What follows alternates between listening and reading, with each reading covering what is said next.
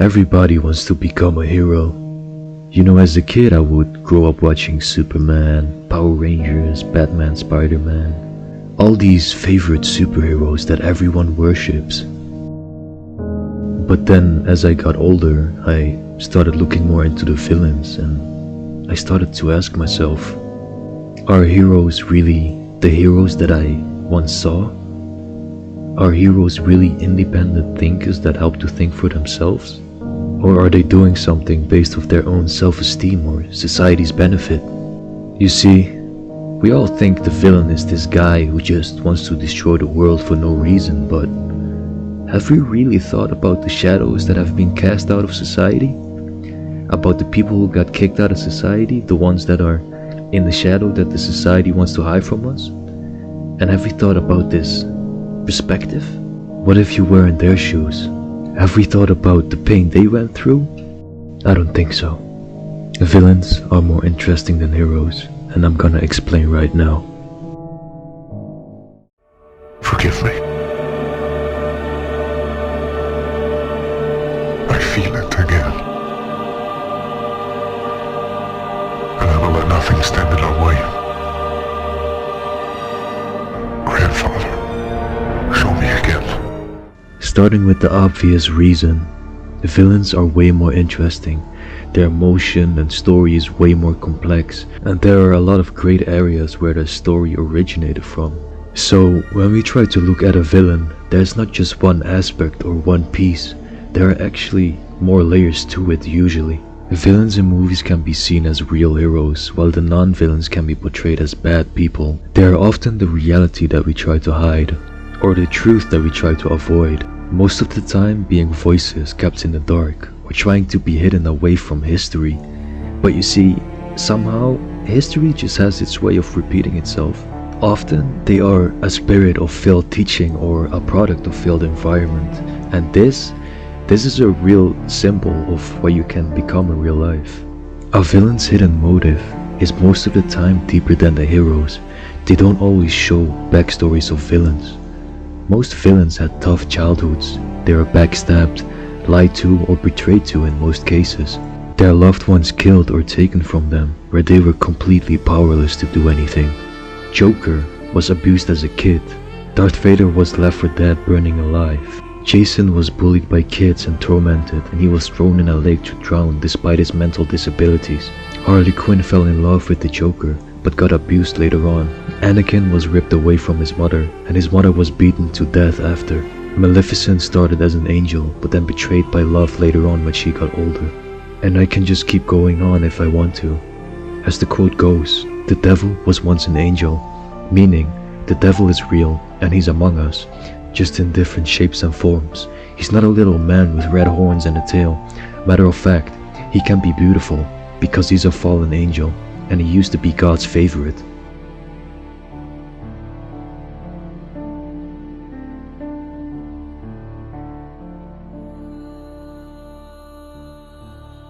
A lot of times I see villains, they don't hesitate for what they want.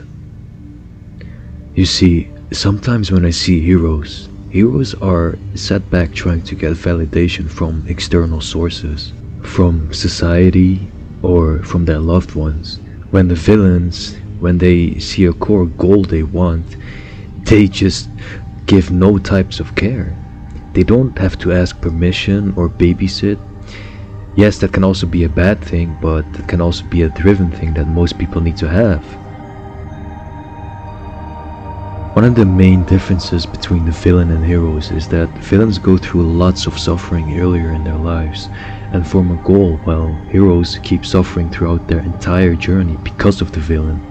Oftentimes, it's even the villain, the mere villain, that help push not only the story, but to help the hero of his own motivation.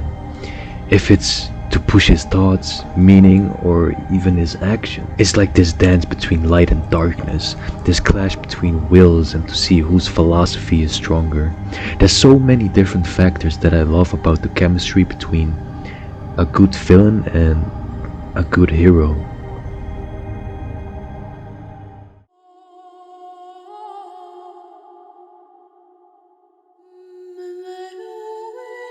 Getting your hands dirty.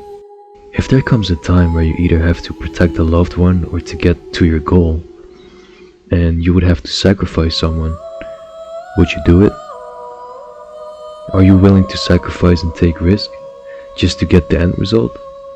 Well, villains are. Sometimes the heroes don't do what they meant have to get their hands dirty to do their job, but most of the time villains, they don't have no problem getting their hands dirty. They know it comes with a cost.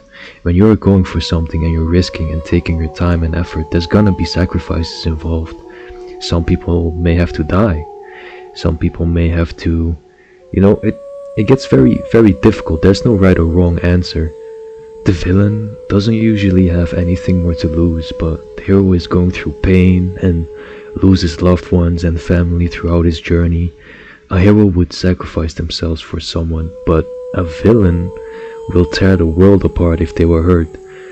That's why sometimes a psychopath can be better than no path.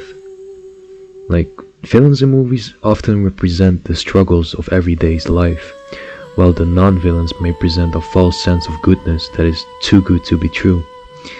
Villains in movies are often characters who have experienced injustice or oppression and are fighting to stand up to the forces of evil that seek to deny them their rights and freedom. On the other hand, non-villains may be presented as good people, but their actions can often be seen as deceitful or selfish. Most of the time people will think that they just inflict pain upon others because they went through pain themselves, but like that heroes just prevent this and make sure it doesn't happen to anyone else. But people seem to forget that most villains, they understand human nature and acknowledge the morally depravity and wickedness of humanity. They are more relatable because they represent the inherent corruption within human nature and how it turns us into monsters. This is exactly the reason why so much people love anti-heroes. They aren't villains, but there's no evil or the need to hurt people. They simply understand that sometimes you can't be superhuman. Sometimes the way to save 100 lives is to take one that won't stop until they kill those 100. And the funny thing is, like most villains, they don't see themselves as villains.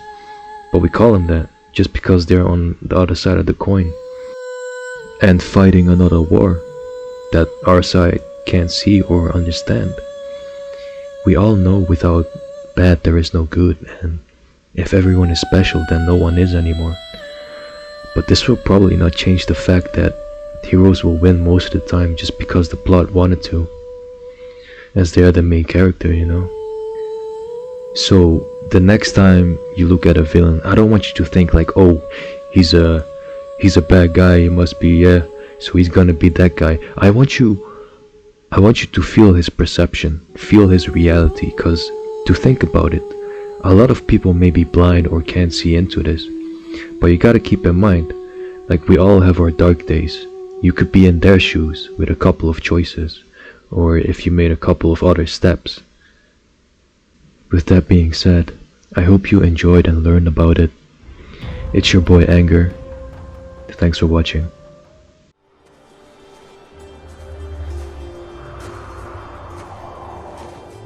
Out of my way. People have to be told. You know I can't let you do that. Suddenly you discover humanity. Convenient.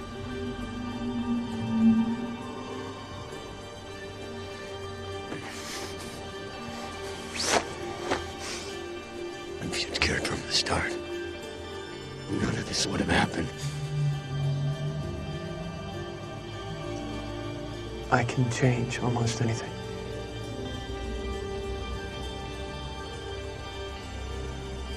But I can't change human nature. Of course you must protect Bite's new utopia.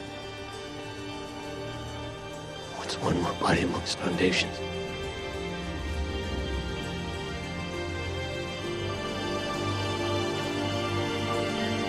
What are you waiting for? Do it.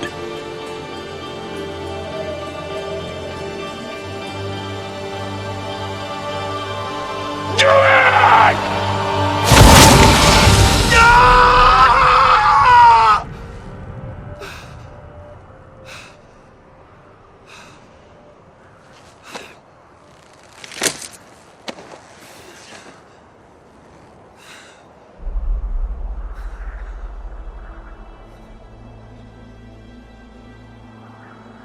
I'm leaving this galaxy for one a little less complicated.